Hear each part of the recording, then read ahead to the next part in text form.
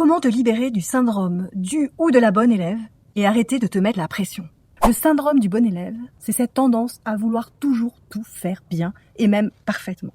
Être irréprochable, ne jamais se tromper, ne jamais déranger, faire toujours ce que l'on pense que les autres attendent de toi. Tu vois ce que je veux dire? Ce mécanisme est souvent hérité de l'enfance, encouragé par les parents, la famille, l'école, l'environnement. Et il est nourri par des croyances, des pensées que tu as intégrées comme des vérités, sans même t'en rendre compte. Par exemple, je dois être parfait, parfaite pour être aimée. Si je me trompe, je perds ma valeur. Le problème, c'est que ces croyances créent de la peur, de la rigidité, du contrôle. Elles t'empêchent de faire des erreurs, alors que les erreurs sont le point de départ de tout apprentissage. Pour t'en libérer, voici quelques pistes. Repère le moment où le bon ou la bonne élève prend le dessus sur toi. Quand tu t'épuises à vouloir tout bien faire, ou que tu redoutes de décevoir, d'être jugé, observe ce que tu racontes. Quelle pensée t'envahit? Respire, fais une pause. Rappelle-toi que tu as le droit de te tromper, d'apprendre, d'expérimenter, de faire différemment. Remplace cette croyance limitante par une croyance plus aidante, une croyance ressource. Par exemple, je suis en chemin, je ne suis pas obligée d'être parfait, d'être parfaite. Une erreur ne remet pas en question ma valeur.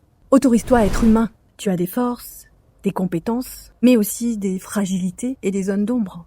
Tout cela cohabite. Et ta vraie force, c'est de pouvoir les reconnaître, les accueillir et les accepter.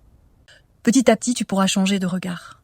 Ne plus viser la perfection, mais accueillir, laisser l'élan, passer du contrôle au lâcher-prise, à l'écoute de soi. De la peur de l'erreur à la liberté d'expérimenter et d'oser. Du besoin de prouver à la capacité de ressentir ce qui est juste pour toi. Et cela te redonnera le pouvoir sur ta vie.